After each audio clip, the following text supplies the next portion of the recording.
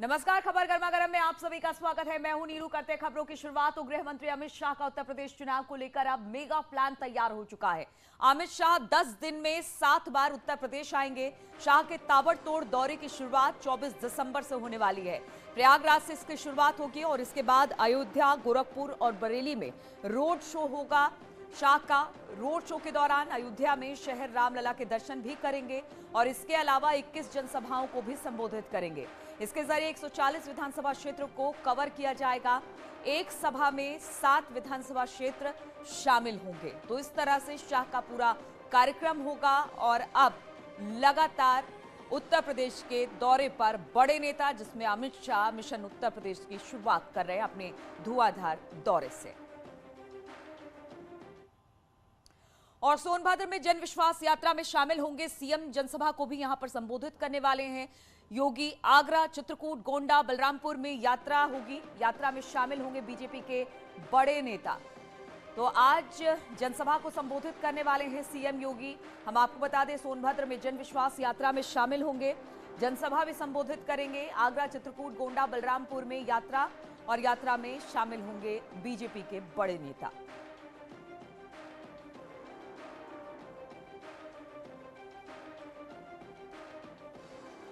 और आजादी का अमृत महोत्सव के कार्यक्रम में शामिल होंगे सीएम योगी। केडी सिंह बाबू स्टेडियम में कार्यक्रम को रखा गया है।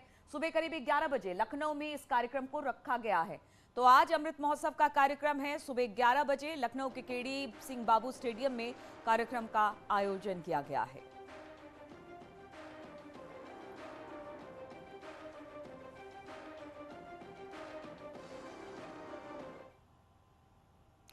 और उत्तर प्रदेश में चुनाव में धर्म के सहारे चल रही सियासत के बीच समाजवादी पार्टी ने लखनऊ में भगवान परशुराम की मूर्ति लगाई है। पूर्वांचल एक्सप्रेसवे के पास लगाई गई इस मूर्ति का उद्घाटन बहुत जल्द ही अखिलेश यादव करने वाले हैं।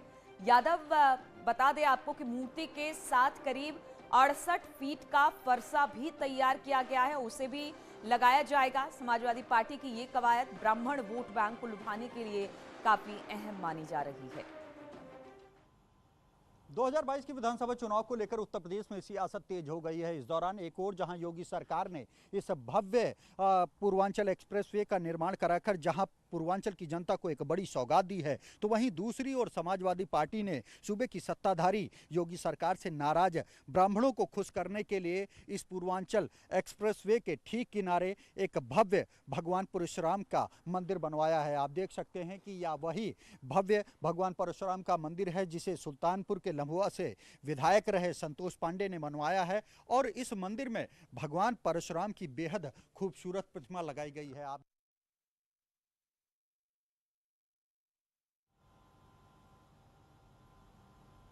और प्रधानमंत्री मोदी ने मंगलवार को प्रयागराज में महिलाओं को बड़ी सौगात दी। दीनदयाल अंत्योदय योजना के तहत स्वयं सहायता समूहों को 1000 करोड़ रुपए ट्रांसफर किए गए। प्रयागराज में महिला महाकुंभ में करीब 2 लाख महिलाएं शामिल हुई। स्वयं सहायता समूहों के अलावा बिजनेस कॉरेस्पॉन्डेंट यानी सखियों को पैसे डीबीटी के जरिए ट्रांसफर किए गए। अपने संबोधन में प्रधानमंत्री मोदी ने महिला सुरक्षा को लेकर योगी सरकार की तारीफ की और शादी के लिए लड़कियों की उम्र 18 से बढ़ाकर 21 साल करने की बात कही।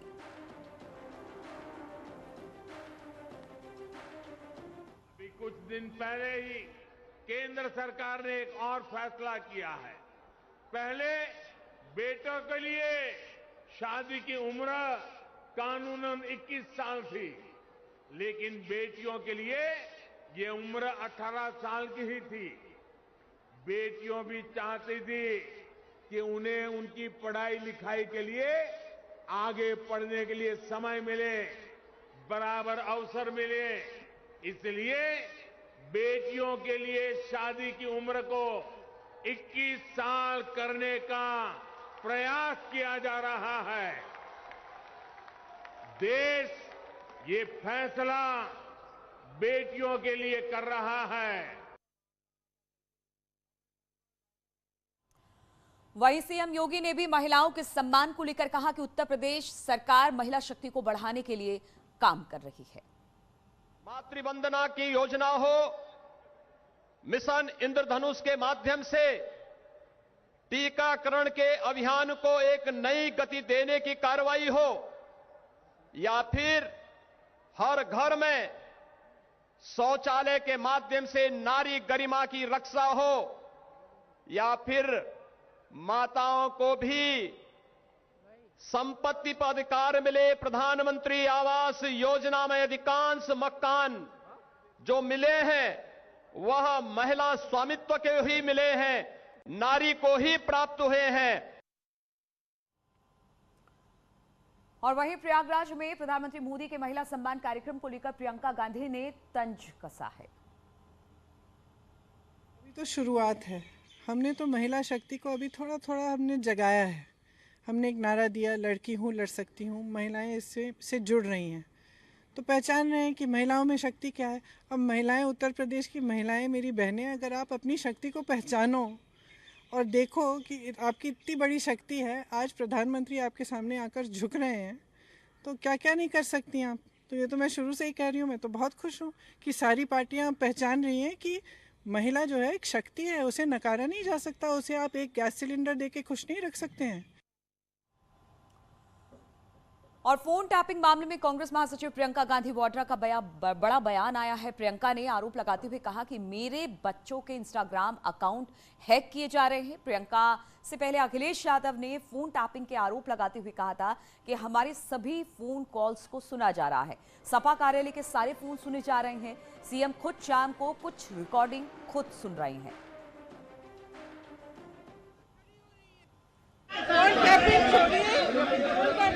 मेरे बच्चों के इंस्टाग्राम के अकाउंट भी हैक कर रहे हैं। तो सरकार के पास और कुछ काम नहीं है क्या? सरकार के पास और कुछ काम नहीं है, बताइए।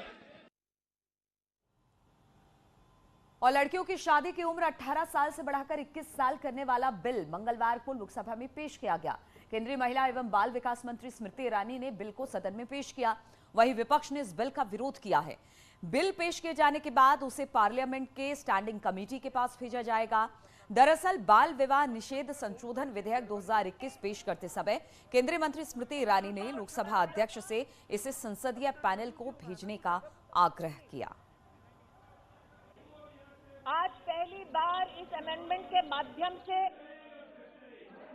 महिला और पुरुष दोनों 21 साल की उम्र में समानता के अधिकार को देखते हुए शादी विवाह का अपना निर्णय ले सकते हैं कि ये एक्ट सेक्युलर एक्ट है और मुस्लिम पर्सनल लॉ की दृष्टि से भी, हिंदू मैरिज एक्ट की दृष्टि से भी सभी धर्म, सभी जाति, सभी समुदाय की महिलाओं को समानता का अधिकार विवाह की दृष्टि से मिलना चाहिए। जब 18 साल की लड़की देश के प्रधानमंत्री को, देश के एमपी को, देश के एमएलए को चूज कर सकती है, तो अपना पार्टनर क्यों नहीं चूज कर सकेगी? जब उसको आप इजाजत दे रहे हैं कि लिव इन रिलेशनशिप करिए, जब पॉस्को एक्ट में 18 साल में राइट टू कंसेंट दिया जा रहा है, आप कौन होते हैं भाई? क्या नरेंद्र मोदी इन सब 18 साल की लड़कियों के अंकल बन जाएंगे? वो बोलेंगे कौन क्या खाएगा, कौन क्या बैठेगा? जल्दबाजी में ये अचानक ये सप्लीमेंट्री लिस्ट में ये बिल को लाया गया। सर, एक के बाद एक ये बिल सरकार क्यों ऐसा इस तरीके से लाते हैं, ये देखकर मुझे ताज्जुब होते हैं। ये सरकार की नापाक इरादे साफ हो जाते हैं। और एसपी नेताओं के घर हुई इनकम टैक्स रेड में बड़ा खुलासा हुआ है। छापेमारी में करोड़ों की संपत्ति का खुलासा। आरसीएल ग्रुप के मनोज यादव से मिले ठिकानों से सबूत मिले हैं। 86 करोड़ की अघोषित आय के मिले सबूत। 68 करोड़ की अघोषित आय का कबूलनामा भी। जगत सिंह के ठिकानों पर 12 करोड़ की अघोषित आय के सबूत मिले हैं, जबकि जगत के ठिकानों से करीब 3.5 करोड़ की बेनामी संपत्ति के सबूत मिले हैं। राजीव राय के बेंगलुरु के ठिकाने से हुआ फेमा का उल्लंघन। खाड़ी देश में 80 लाख रुपए देने के सबूत भी मिले हैं। एक ट्रस्ट से 10 करोड़ की कैपिटेशन फी के सबूत भी मिले हैं।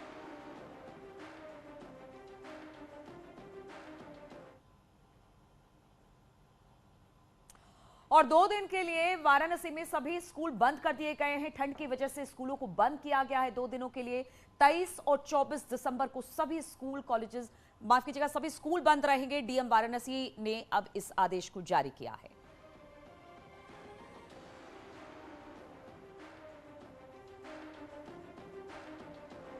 तो ठंड की वजह से 2 दिनों के लिए स्कूल्स बंद कर दिए गए हैं। 23 और 24 दिसंबर को स्कूल बंद रहेंगे और डीएम ने इस बात के आदेश दे दिए हैं। लगातार वाराणसी में ठंड बढ़ रही है और इसको देखते हुए डीएम ने आदेश दिया कि 2 दिनों के लिए स्कूल बंद किए जाएंगे। 23 और 24 और फिर 25 दिसंबर की छुट्टी होगी, यानी बच्चों को इस ठंड से राहत मिलेगी।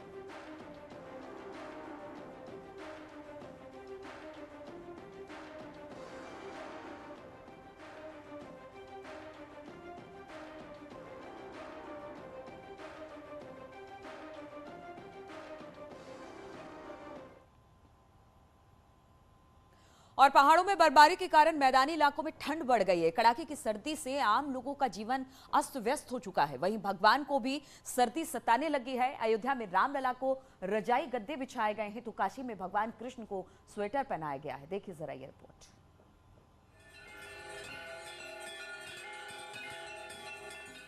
यूपी में कड़ाके की ठंड पड़ने लगी है।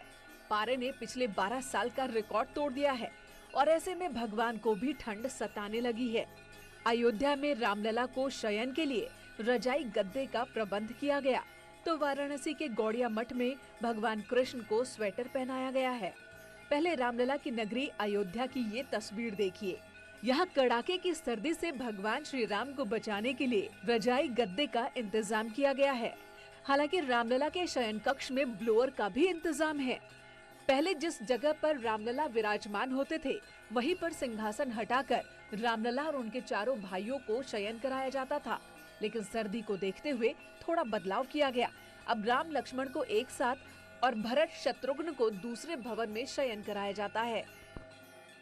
रामलला के सब दिन वो रजाई, कंबल, ओढ़ना बिछाने के लिए गद्दा सब रहा, पहले से ही आ रहा है। किसी भक्त ने दिया है दो जो अलग अलग जिस पर सुलाने के लिए बना करके दिया है। अब रामलला पहले जहाँ बैठते थे उसी जगह उनके शयन कराया जाता था। अब वो व्यवस्था भक्त ने बदलवा दिया। अब जो दिया है उसी में ये दो में एक में दो भाई, एक में राम लक्ष्मण और एक में शत्रुघ्न और भरत। ये तस्वीरें हैं भगवान शिव की नगरी काशी की, जहां सोनारपुरा के गौड़िया मठ में भगवान कृष्ण और राधा को सर्दी से बचाने के लिए शॉल और स्वेटर पहनाया गया है। मठ की परंपरा के मुताबिक गर्मी में भगवान को चंदन का लेप लगाया जाता है, वहीं सर्दियों में ऊनी पोशाक पहनाया जाता है। भगवान जी का गर्मी का दिन में चंदन श्रृंगार होता है कि भगवान जी का अंग जलन होता है। सपना दिया था एक भक्त को वृंदावन में, चंदन घिस के चंदन पुष्प से अक्षय तृतीया से 21 दिन श्रृंगार होता है। और जाड़े का दिन में भी भगवान जी का आत्मभाव से सेवा होता है। शीतकाल में तो वहाँ पर भगवान जी का, जैसा हम लोग स्वेटर पहनते हैं, भगवान जी का भी स्वेटर पहनाते हैं। भगवान को ऊनी वस्त्र पहनाने के पीछे मान्यता है कि मंदिरों में विराजमान देव विग्रह की प्राण प्रतिष्ठा कराई जाती है। इस विधान के बाद भगवान की मूर्तियों पर भी इंसान की तरह मौसम का प्रभाव पड़ता है। सेवा का भाव है कि जिस तरह हम लोग का शरीर में ठंडा लगता है, उसी तरह हम लोग भगवान का जो यशोदा माँ प्यार से सेवा करते थे उनके लिए महाकुंभ बनाते हैं, जो भी करते हैं उसी तरह हम लोग भगवान का इस समय ठंडी का समय उनका शरीर में ठंडी लगेगा नहीं, इसलिए स्वेटर पहनते हैं, टोपी लगाते हैं, मोजा पहनते हैं। जाहिर है सर्दी का सितम जारी है और इसे देखते हुए मंदिर प्रशासन ने श्रद्धा भाव से भगवान को ऊनी पोशाक पहनाया है। न्यूज़ 18 के लिए अयोध्या से निमिष गोस्वामी के साथ वाराणसी से रवि पांडे की रिपोर्ट। और रुकेंगे यहाँ पर छोटे से ब्रेक के लिए।